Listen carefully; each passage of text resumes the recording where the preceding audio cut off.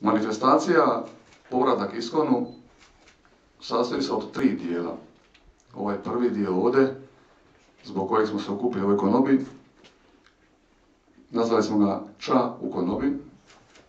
Zapravo nismo ga nazvali, on se tako zapravo zove, jer ga je pokojni Ljubo ustanovio. Jer je večer čakavske poezije Ča uz neki toponim upravo osnovao on, pa tako imamo Ča vrh Arbe na otoku Rabu, Ča uz Jadro u Solinu i Ča pod Perunom u Strožancu. I ovo je prvi put, otkad nema pokojnog Ljube, da se osnovala još jedna večer Ča, i to upravo po njegovoj želji, a ja sam to posebno ponosan jer on to meni bio ostavio zadatak, da se organizira Ča u konobi. Tako da mi je drago da se eto jedan taj karika u lancu te njegove inicijative zapravo zatvara ili otvara evo ovdje u Vrbanju u sklopu ove manifestacije.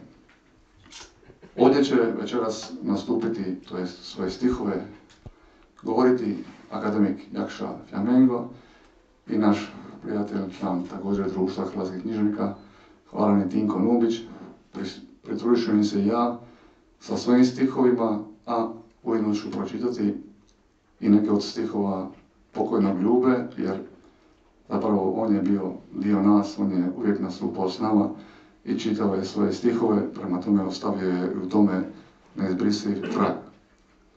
Ovdje je s nama Klapa Svetog Duha iz Vrbanja, Vladan Šuta Klapa, pa ću evo na početku, naravno malo kasnije zamoliti njih da opjeve jednu pjesmu, ovaj će kasnije još opjeti 2 pjesme, i to upravo narodne pjesme koje je obradio pokojni Ljubo Stipišić Delmata.